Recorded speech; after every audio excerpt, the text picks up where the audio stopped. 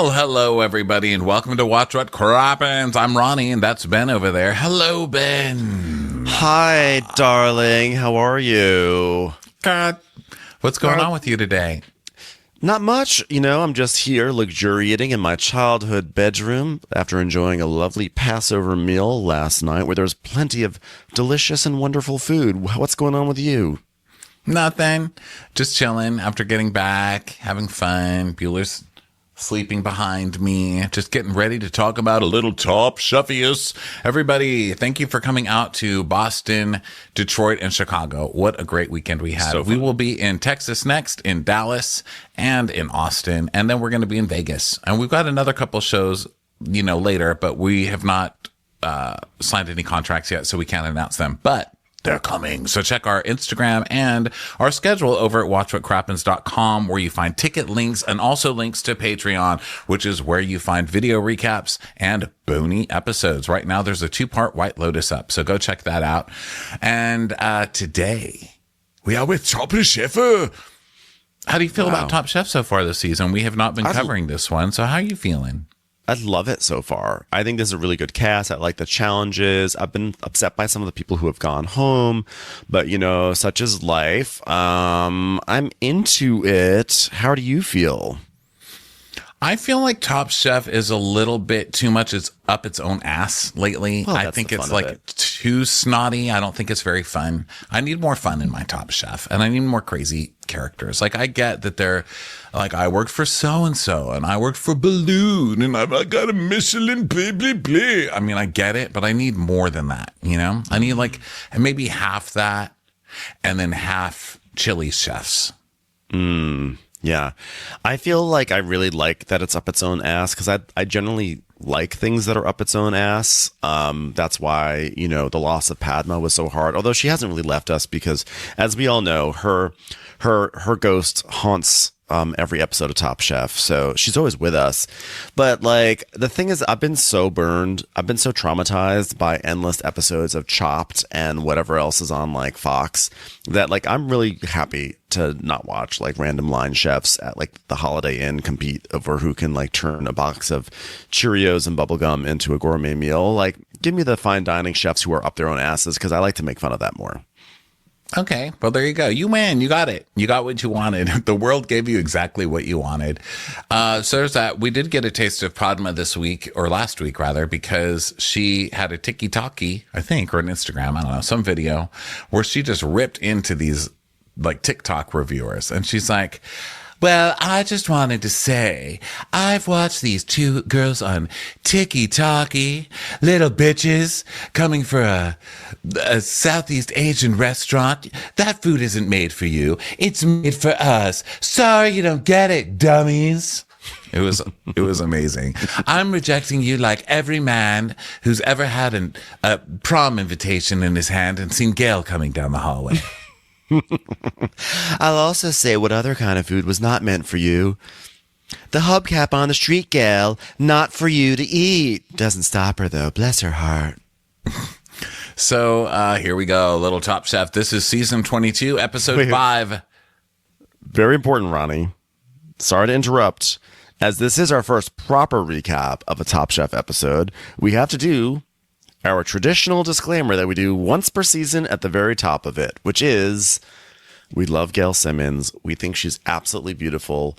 And our joke is that we think that Padma thinks that Gail is a monster, but we don't personally believe that. And so that is your disclaimer for the season that we do every single year. Anyone who's like, why are they so mean to Gail? We're not mean to Gail. Padma is mean to Gail. Ghost Padma is mean to Ghost Gail. Padma, okay? Because Ghost Padma is with us. Yes. Which is why Daniel Boulud finally choked her with the chicken bone, and she's a ghost now. Okay, so this is 22 episode 5, line cook for a day. So we get Kristen doing her voiceover. There's 11 chefs left. 11 chefs remain, and it's the ultimate culinary showdown, as we all know. Now the grand prize is $250,000, which is pretty good. Saratoga Springs, still don't know who you are, even though you've been doing this a few years. Never see you in the airport. So are you anything? They're having a moment right now, actually, on the internet. Believe it or not. I don't know if are they? This. Why? Yes, they are. Because there's this fitness influencer named Ashton Hall. He's about 3 feet tall, and he's like this muscle-clad guy, and he posted this ridiculous video of him doing like, this is my daily routine. I wake up at 3:30 in the morning and I do push-ups on my balcony, like clearly like a rented penthouse somewhere. He does push-ups, and then he takes Saratoga water and he pours it into a bowl, and then he dunks his face in the bowl, and he does this like 5 different times over the course of the video, and it's like everything's like a timestamp. It'll be like, then I go for a swim at 3:35 a.m. and then at 3:45 a.m. I dunk my face in again. And at one point he takes like a banana peel and rubs it all over his face. It's just like one of the most ridiculous influencer things, because it's like no one does this, and this guy doesn't even do this. It's like you rented a penthouse for the evening, you shot your content, and you created this ridiculous story of like filling a bowl of Saratoga spring water.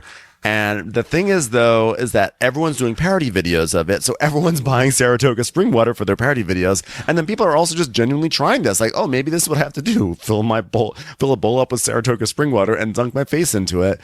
So it just goes to show you can underwrite 25 seasons, feels like 25 years of Top Chef to get your promo, or one fitness influencer can just decide to put his face in a bowl of you and you get really all your value's worth for free. Yeah, God, no kidding. They really worked it out with that tiki-taki. So wild. Delta Sky Miles. So now look, I'm glad they upped the price to $250 a few years ago, because it was so long at $100. It was sad. So it was nice that they upped the price. But I didn't realize it, I think, until I was watching this and paying attention, that now they also get Delta Sky Miles Diamond Medallion status. That's so amazing. Nice. And $125,000 to spend on travel with Delta. That is amazing. So that's literally quite an upgrade, I think. Can I tell you something? Okay, Ronnie knows this. This is my cross to bear. So the funniest thing happened over the weekend. Well, funny to me, maybe this will be a terrible story, but I am in the process of transferring my airplane loyalty from American Airlines to Delta Airlines, and last year we went to Europe and everything, so I got like a ton of like status on American, like super high status, which was great. I've been feeling like Mr. Monopoly all year long, and I'm actually acting like it's a value judgment. Like I'm like, well, I have this elite status now, but anyway, people have been telling me you can do like a status match on Delta, and if you tell them you have this status on American Airlines, they'll give you the high status on Delta. I was like, great. I've decided I'm going to switch over to Delta, because also American Airlines, kind of shitty, really shitty. It's like you get to that nice status and all they serve you is like cafeteria food. So I was like, I want to go to Delta because everyone says Delta is so nice. I want to go to Delta. So last week, before our travels to Boston and Detroit and everything, my friend is like, by the way, I can give you a gold status, which is like the number 2 tier on Delta. And I was like, cool, I'll take that. Like, well, that's cool. So I take it. I have it. I get it on Wednesday or Thursday. And then on Saturday, I was like, you know what? I'm going to finally do this Delta status match thing because Delta's awesome. So I fill it out. I'm like, ooh, I'm going to do this whole thing. I'm so excited. And then Delta responds back to me and was like, thank you so much for like wanting to be like a status match with us. But unfortunately, it appears that you've had a complimentary medallion status in the past 3 years, so you can't have your status. So basically, because I had this gold status for all of 48 hours, I completely invalidated having super fancy Delta status with a status match. And I am just here to tell you, I'm really frustrated by it. And hearing that the Top Chef people get to get this nice status and I shot myself in the foot with it, it really hurts me. Well, which status would you have gotten with your points? I think I might have gotten Diamond. It was really high on American. I think I could have been like a Top Chef winner. I mean, no offense. I don't want to diss your points or anything, but I think Diamond is like, you spend $1 million on there. Oh, like, well, yeah, whatever. That's big. Whatever it is. Gold is only second. They've got so many things now. I just feel like I'm gold. Very fancy. I can't believe that my 48 hours of having gold status has now destroyed my chance to be like Padma Lakshmi level status on Delta Airlines. It's really sad. Well, it's pretty good, right? Diamond medallions plus $125,000. It's great. It's great. It's so hard to get status. It's so hard. Anyway, so they also now get to headline their own dinner at the historic James Beard House in New York. Ooh. Wow, James Beard. Hope Gail doesn't eat the beard off of him. Get it? Sorry. A little rusty after being in heaven for so long. So now we're in the stew room because we're finding out who got kicked off last week. And Massimo's upset because he didn't do that great. And he's like, something I didn't do today. I worked hard. I didn't cook smart. Okay. And he's very intense. And we find out it was Zubair, which I knew it was going to be Zubair. Whenever he came out, remember a couple weeks ago when he had that fried chicken sandwich? And he's like, this sandwich made me... It was named the most popular sandwich in Boston, and I'm pulling out the big guns for this. And he won that challenge, but I was like, he's done. Yeah. Now. He's used up his only trick in his bag, which is that famous chicken sandwich. And now he's dead. And here he is, dead as a door now. Goodbye, Zubair. We hardly knew ye. He also fell victim to the Ben Mandelker curse, which is when I see at the top of last episode, I was like, Zubair, I really like him. I think he's going to go to the finals. And anytime I have that thought about literally anyone on Top Chef is the moment that they go home. I have this amazing ability to ruin their Top Chef careers. No, I'm pretty good because, spoiler alert, I'm going to say who gets kicked off. If you don't want to hear, fast forward a minute and a half. But when Anna Gasteyer made that Nutella sandwich, that deep fried Nutella sandwich last week, I was like, I don't care what the judges say. She is going to last an episode. There's no way they're going to keep a Nutella sandwich winner on forever. And sure enough, they got rid of her. Yeah, you can't do that. And they loved it. You made it this they far. did love that. But I think at some point the producers were like, a Nutella sandwich on white bread deep fried? No.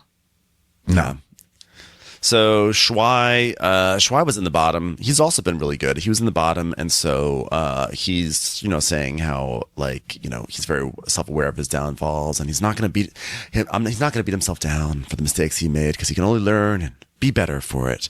So then they're all just sitting there, and then Kristen. Well, how do you learn from it if you don't beat yourself down about it? I don't know.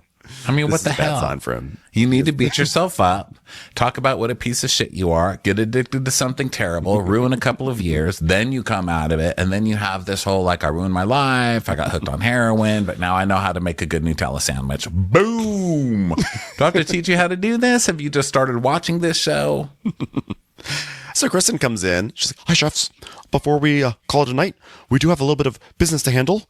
First and foremost, I hear there is a sale on formal vests, so I may be heading out early today because my wardrobe still needs some work. And there will be no quickfire challenge tomorrow. Do you notice that she's always wearing like a suit vest?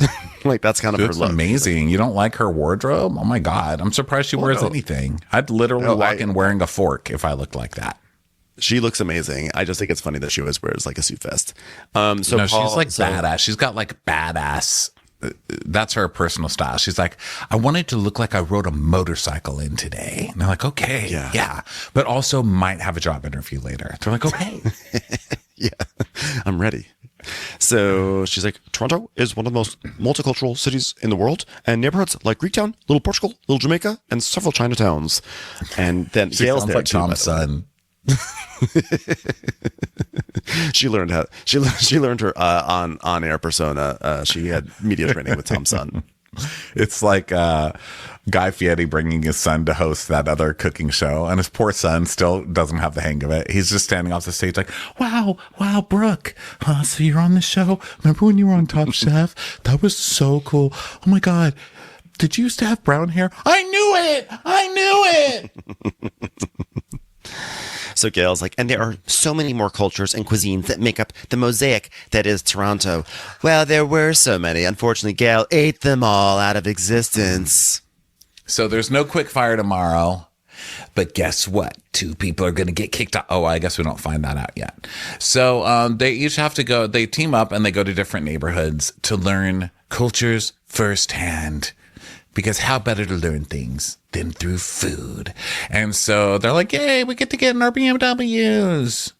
Yeah. So they're all paired up into these different groups. They're going to go to all these places and everything. And yeah, like you said, it is a double elimination challenge. And whoever is paired with Tristan is going to be, I'm sorry, it's not whoever's paired with Tristan, but whoever went, the winner of the Last Chance Kitchen comes back, and it's what's her face, What's her name again? I can't remember her name. Red-haired girl. I don't know. She's Ginger. the girl with glasses. The goofy girl with glasses. Just call her Goofy for now. We'll figure it out in a little while. Oh, no. Goofy. Goofy, yeah. So, Goofy comes back. Goofy's back. And Tristan won. Whoever is, she's got immunity because she is, oh, wait, that's ahead. I'm sorry. I just confused two scenes in this show. I apologize. We'll put a pin in that. Wow. I gotta get used to Top Chef notes again because they're always crazy. So, Kat is like, oh, I'm so excited to try different flavors. That's why we're here, to go to different restaurants and to celebrate. I have awkwardly cut my bangs unevenly. So spent my morning doing that. Bring it on, Portugal town. Okay. Yeah. So now, Bailey is, Bailey's back. Bailey is Goofy. That's her name, right? I don't know. Who cares? We're not there yet. Are we? Okay. Where are we? Where are we?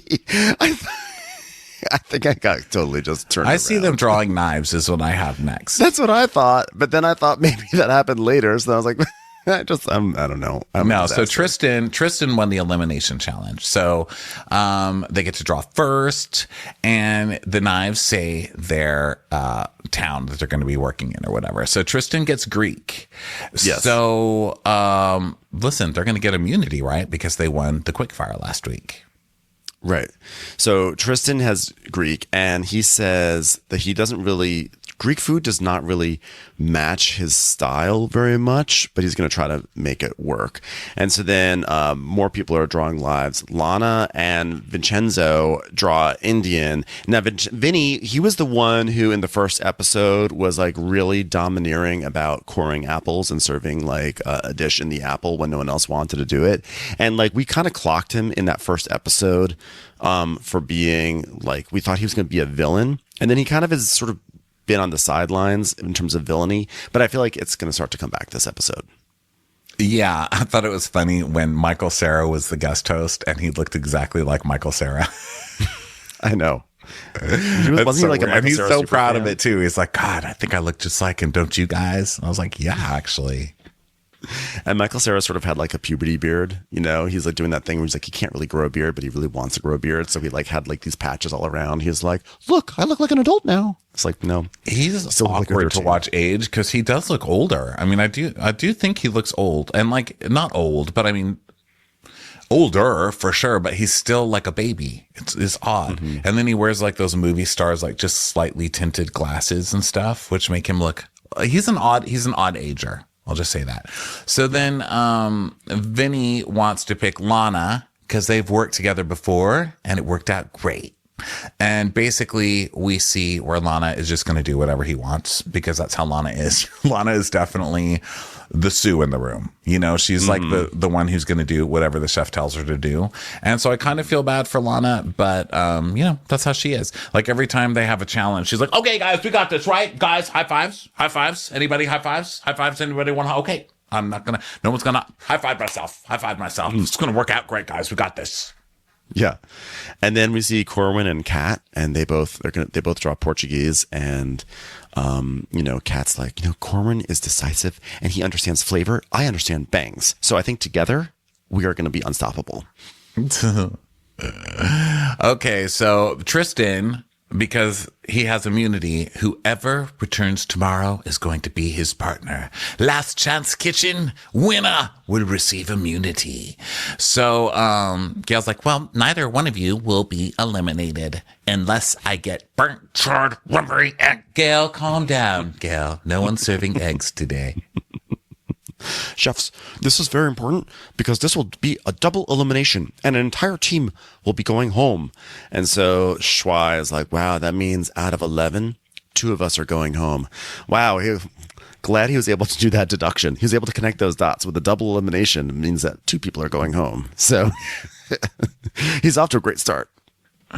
But they're adding one, so wouldn't it be out of 12? Because I think there's 11 standing there. I was very confused by this part too.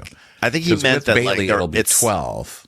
Right, but she's not going to go home since she has immunity. So he's like, okay, oh, I see. So it's like saying that out of 11 of us left, 2 have to go home. Okay, I get it. Yeah.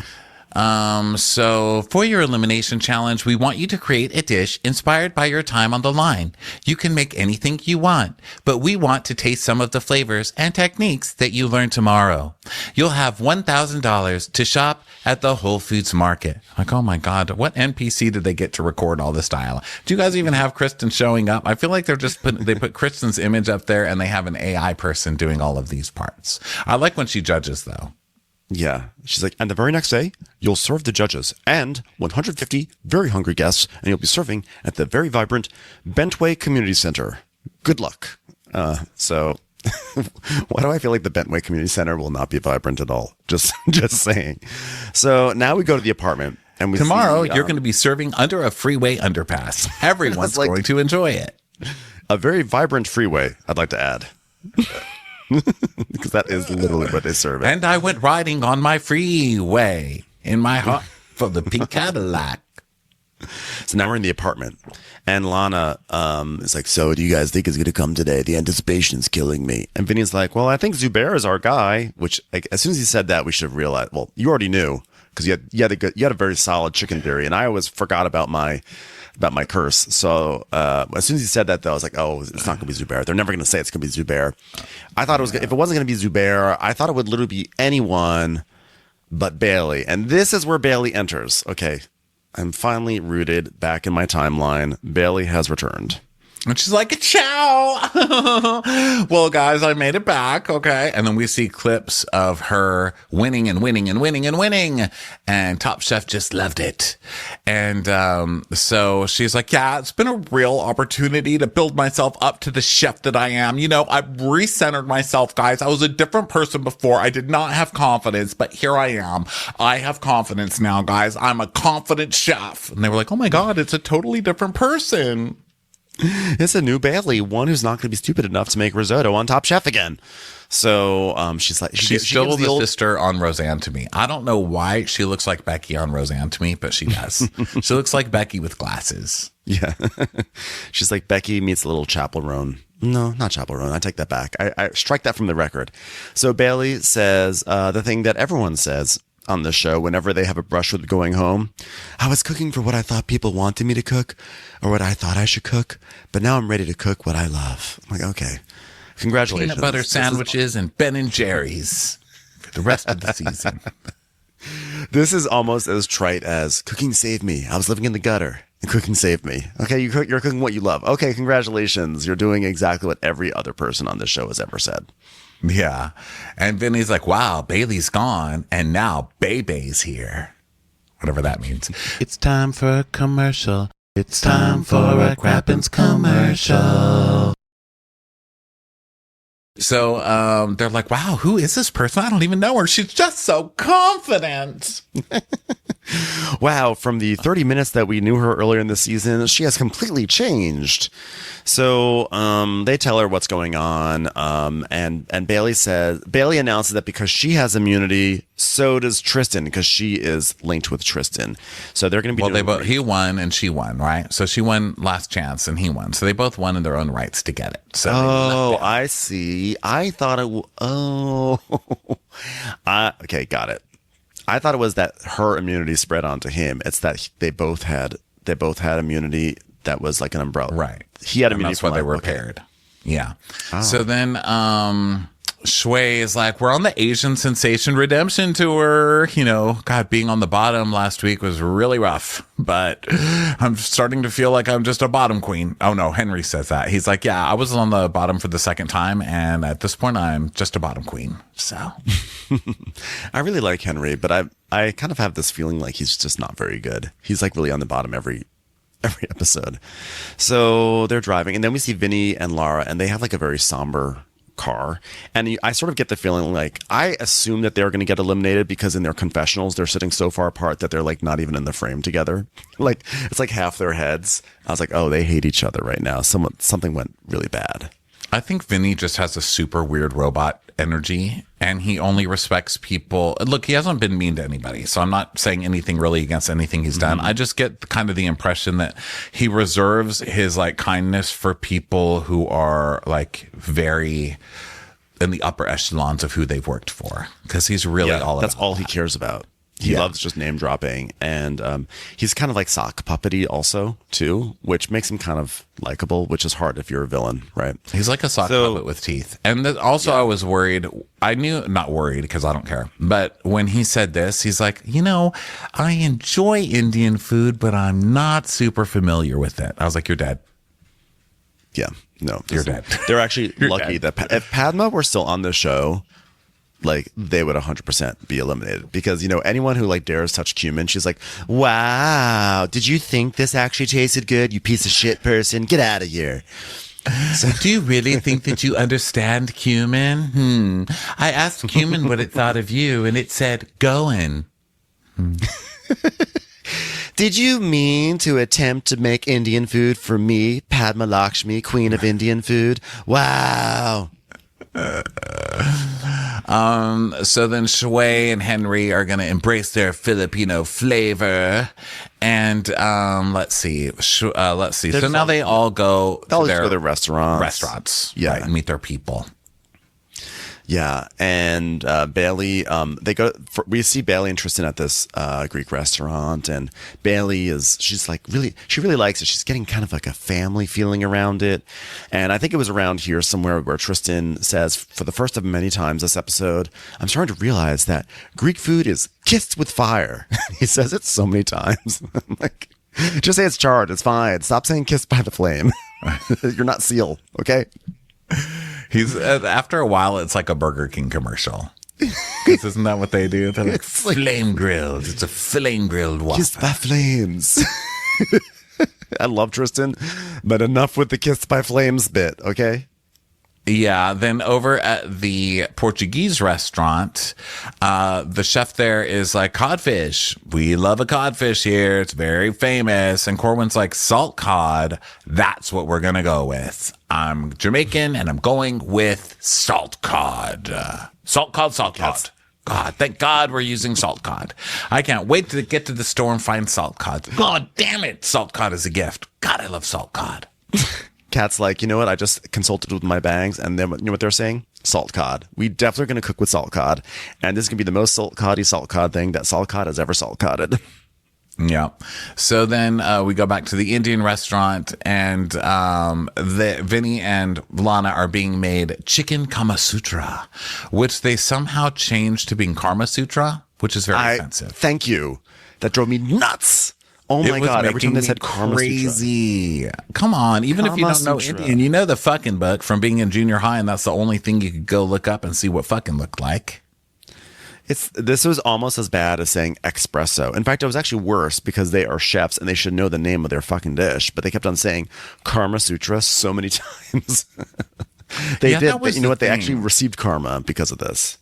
That was the thing, and actually, like, they should know, they're chefs. And to say, like, I don't know Indian, look, I know we don't all live in the same kind of cities or whatever, but everywhere I've lived has had such a strong Indian food population. I mean, Austin now, LA, obviously, New York. So, and I know that everywhere's, again, but they're chefs. Like, to say, like, I just don't get Indian food is weird. I don't. Yeah, that struck me as odd, you know, because I think some things are further out. Like, there's not a Portuguese restaurant everywhere you go. You know what I mean? I would understand it if someone was like, maybe I'm not as familiar with some of these, but like, I feel like Indian there. Like Indian is a pretty big cuisine. It's and it's I agree. I know what you're saying, which is that like Indian restaurants, like their presence, I think across the country, especially in these big urban areas, it's pretty undeniable. And I mean, really, technically, like all these cuisines are everywhere. But like, I feel like Indian cuisine has really started to permeate so much of, like we said, Trader Joe's. It's pretty pervasive. It's become it's very pervasive, and so to be like, I'm not really familiar with it. I mean, I think like. It's like, yes, there are techniques. There are definitely techniques that are used in Indian cooking that are different techniques in other, as with any cuisine. But I know what you're saying. It's surprising that a chef who would be on the show is acting like so. Especially a hoity-toity one, you know, like you would think right? Like this is some niche exotic cuisine. Yeah. Then we go to the Philippines. Oh, so anyway, he's saying it right first. So he says chicken Kama Sutra. And he's like, and it's very tasty. And I'm obviously familiar with the book Kama Sutra, and I haven't really had the opportunity to dive into that book, which doesn't shock me that you know what that book is and haven't even bothered to help your partner out by reading it. Vinny's just that kind of person. Vinny's like the kind of person to be like, come and go. You know what I mean? He's like, I came. Bye. Yeah, I think that like maybe if his boss at like the Nomad had had read it, maybe he would have read it, chapter to chapter. But like he hadn't, so yeah. So then Henry and Shuai are talking about Filipino food, and they just really like all the condiments that they're learning about there. And then over in the Portuguese restaurant, William and Kat are talking about how they just love the simplicity and about what they're eating, and salt cod. It's just the way to go, right? Undeniable. Yeah, untin it. Let's go. And of course, Kat likes the simplicity Nutella sandwich. I will never forget that, by the way. I will never forget it or forgive it, even though she's kind of my favorite wackadoo. I complain about not having wackadoos. We get a wackadoo, and now I'm complaining about the wackadoo. You can't please me. She's not even that wackadoo. She just has bangs, and like she is though. She is like when she leaves, she's like, "Guys, I've done it all. I cut my bangs. I've been a burlesque dancer. I've been a stripper. That's true. I've been a bricklayer. I've been a clown circus performer. I've been a chef. I've been a truck driver." When she listed all her shit, I was like, yes, Kat. It's my kind of wackadoo.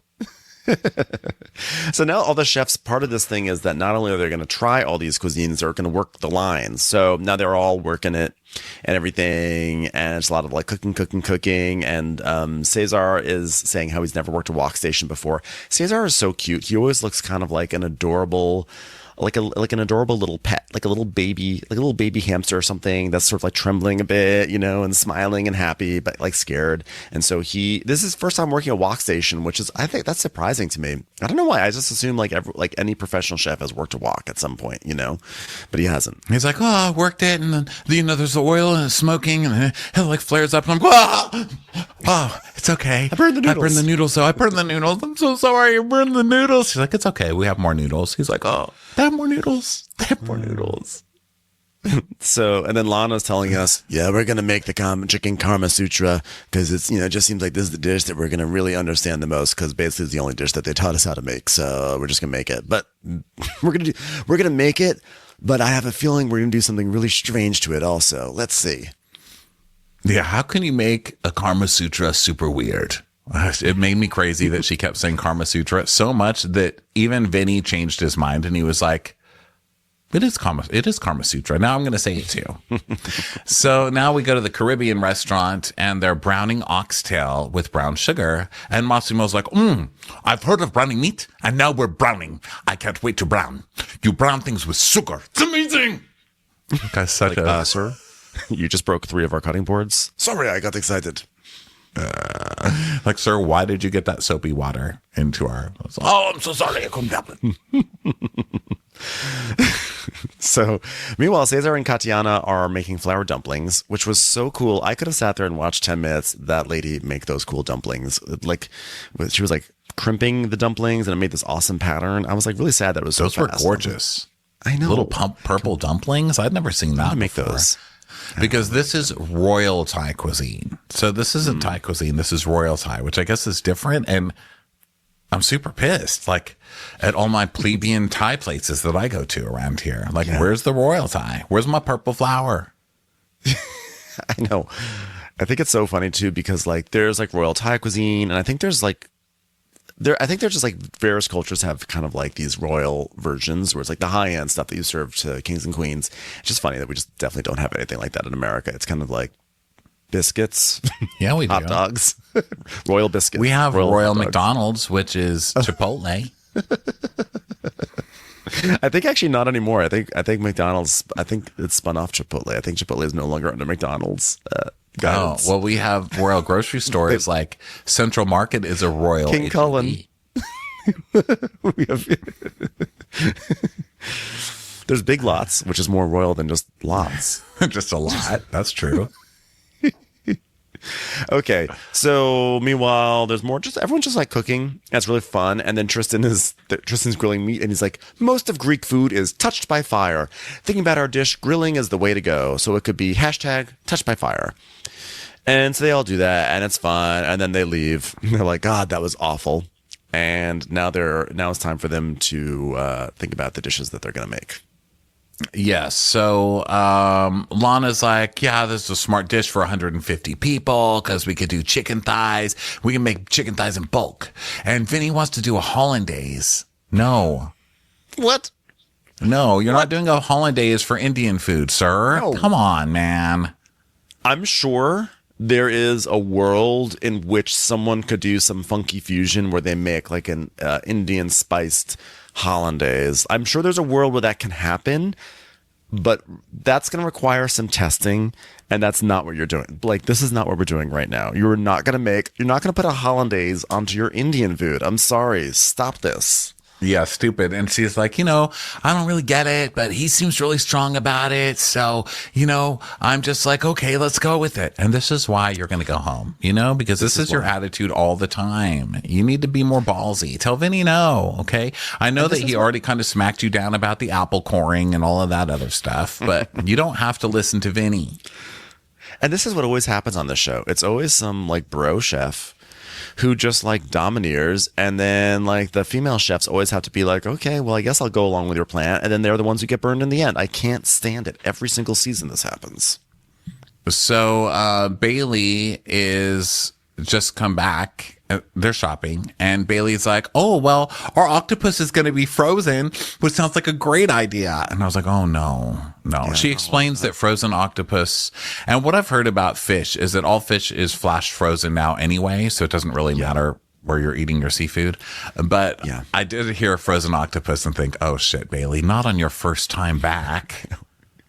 None of us, it's been like 15 years and none of us are over the frozen scallop incident. Okay. So like, don't get the frozen octopus, she's like, it'll keep it fresh and tenderize it. We're like, no, Bailey, no. But she does have immunity. So she can roll the dice on some frozen octopus, I guess. Okay. So then we go over to Corwin and Kat, and they cannot find saltfish. So they're like, well, salt cod takes 5 to 7 days maximum. So let's see. Do you have just regular cod? Why don't we do that? Let's just take regular cod, and then we'll add salt to it. Sound good? Yeah, I'm like, maybe I kind of feel like salt cod. It's just, I've never tried to cook with salt cod, but I just have enough of like a spidey sense to know that salt cod is probably not going to be like a guarantee. That's not like salmon. We're not going to just find salt cod even at Whole Foods. So I feel like they should have had a backup plan, and they were just totally caught off guard. So like, okay, we'll use cod instead of salt cod. But I'm like, if salt cod is going to be curing in salt for 5 to 7 days, it's just going to be a radically different experience. And you guys are going to set yourself up for failure just because it has the same name, just because cod is there too. It's not going to be the same. Just get another tinned fish. You know what I mean? Get another salted fish. It's so weird. And then he says, what makes salt cod great is instead of it being soft, it has a firmer texture. So it flakes better when you cook it. So we're just going to get regular cod. What? Sir. What are you doing, sir? Just go. I wish they just had a trapdoor, because there's too many chefs anyway for my taste. There's too many fucking people here. Just start dropping them through the door.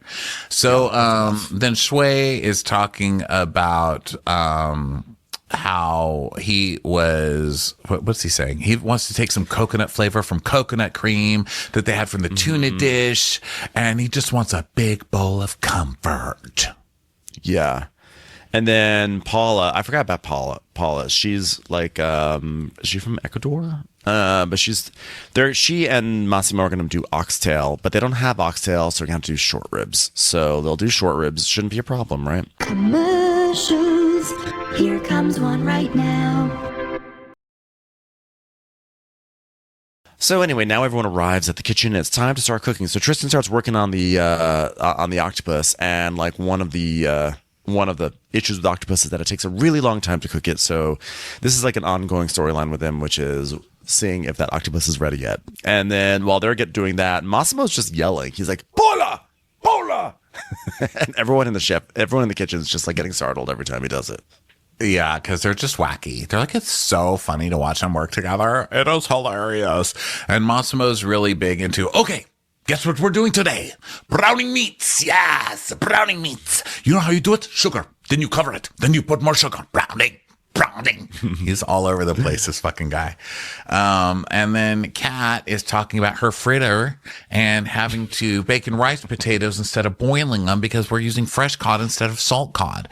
So hopefully the dryness of the baked potato will make up for the massive amounts of liquid we're going to have coming off the cod. What are the odds that Kat talks about fritters a lot? When you said Kat's talking about her fritter, why do I feel like if you meet up for like lunch with Kat at Tartine and she's like, sorry, I'm running late. I was making a fritter this morning.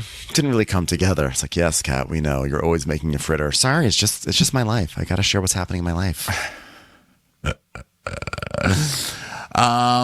So Henry is talking about how him and Shui are going to do their comfort food because they both grew up poor.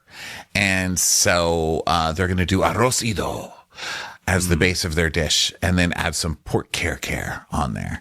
And then Lana is like, she's like, I'm going to take some inspiration from Chicken Karma Sutra. I'm not listening to you anymore. It's enough. The moment you add that R in there, we're not listening to anything else. And the fact that there's an R and hollandaise, no. Curry hollandaise and flatbread. I know what you're going for, but like the thing is this, there's also an element of like, why are you doing this? Because what we haven't mentioned is the reason why we're incorporating, I'm joining the journey. The reason why they're doing curry hollandaise is because Vinny worked at the Nomad, which is a fancy ass restaurant in Europe. And he like worked the sauce station or something. And it was like a very special time in his life. So he wants to incorporate like his experience as making hollandaise sauce en masse to this Indian thing, which is like, why, like, you don't have to do that. Like, why are you doing that? Like, you're being too literal about this idea of like, cook who you are and what you're about. Like, there's just no reason to add a hollandaise to this chicken. And you're only doing it to basically name drop that you worked at the Nomad. Yeah. Well, hope we have someone here to call him out on that today. Ding. Mm-hmm. So then we go back to the apartment and Cesar and Katiana. Now, here's what I love. You watch everybody cooking. Everybody's freaking out, including Cesar, because that's just in his personality, like you said. But Katiana never is. She's just like, whatever. She's making the most beautiful food. She's using tweezers. She's just calm. She doesn't talk to anybody. She's just like, hi, guys. I'm just the one with perfect eyebrows out here out cooking every single one of you every time. So if anybody needs me, I'm just over here. If anyone needs me, I'll be getting into a puffy vest later this afternoon. She's always in a puffy vest. So just want you to know that I spread the vest shade amongst multiple people on this episode, not just Kristen. But Katiana's always in like a little vest as well. So yeah, she's very stoic and she's always making little flowers. That's kind of her thing. So when it's sort of like at the end of the day, there's some, this is a true at the end of the day. At the end of the day, there are some question marks. Like, will the octopus be ready tomorrow? And will Massimo and Paula's short ribs, will it be ready? Right. Who knows? So Katiana tells us that tomorrow's her daughter's 5th birthday. And I was waiting for the old, let me hear my daughter's having her birthday. And I'm missing everything for my daughter. I just miss my daughter. But she's not. She's like, it's my daughter's 5th birthday. Fuck that birthday party. Thank God I'm not there. I just want to do well so I can show my daughter, like, your mom's kicking ass on her 5th birthday and you're sitting there without your mom at your birthday party and yours. So mom wins. Okay. That's all. Are we done with this? Are we done with the daughter section? No, I was never addicted to heroin. I'm sorry. Okay. Can I just go back to cooking well? Thanks. My thing is I live in LA. I'm super cool. I've got celebrity friends and that's it. My daughter will survive. So now it's the next day and we arrive at the underpass. Or the overpass, I should say. They're under the overpass. And they've got 90 minutes to get ready. So they've got all their different stations and everything. And Massimo's telling us that like 180 balls of dough need to be portioned, need to braise, need some time to cook. They're like, okay, bro, chill out. And Kat, meanwhile, is saying that she's really nervous about the 2 elimination and that they tested some of their like croquette or whatever they're making, their balls, and it's still a little wet.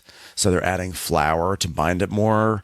So we know this is going to be a disaster, because anytime someone's trying to do some last minute like textural adjustments, it's always going to go gummy and tough or just be. And they're doing it by adding panko, which is bread.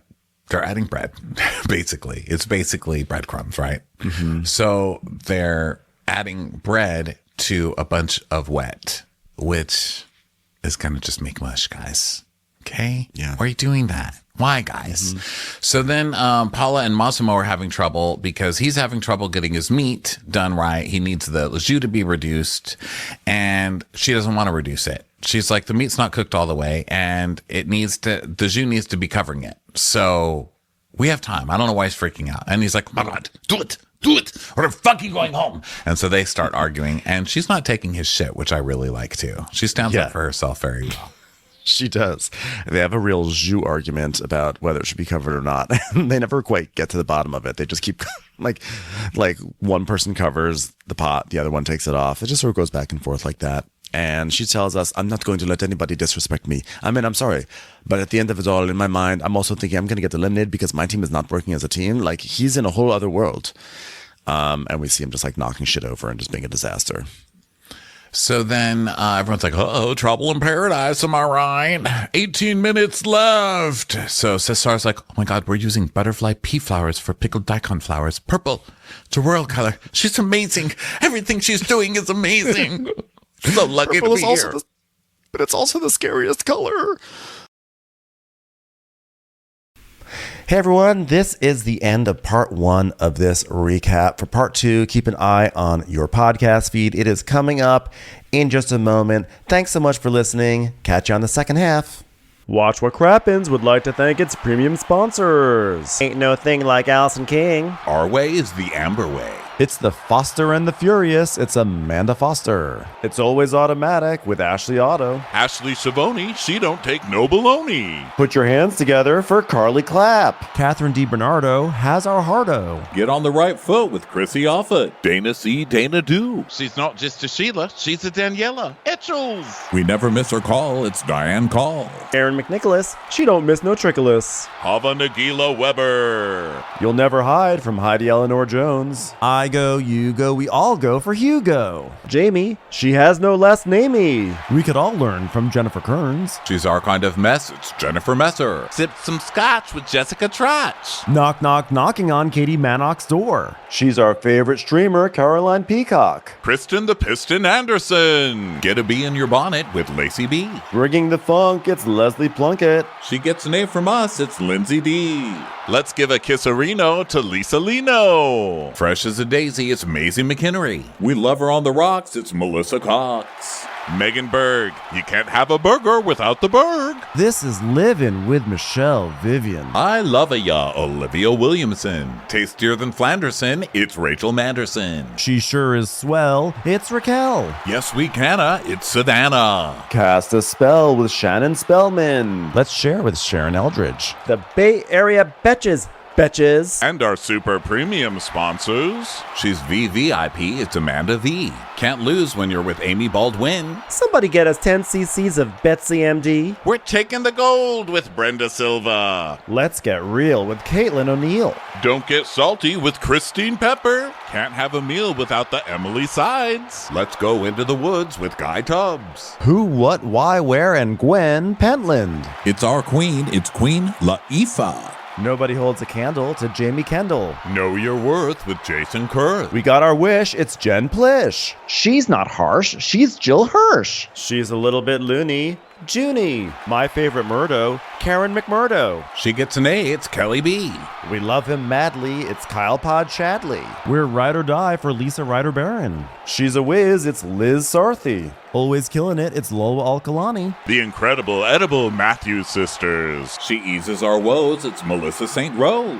We're on the floor with Molly Dorset. Give him hell, Miss Noel. There's a chance of meatballs, it's Rebecca Cloud. She's the queen bee, it's Sarah Lemke. Shannon, out of a cannon, Anthony. Let's take off with Tamla Plain. It's always a good time when you're wasting time with Bravo. She ain't no shrinking Violet Kuchar. We love you guys.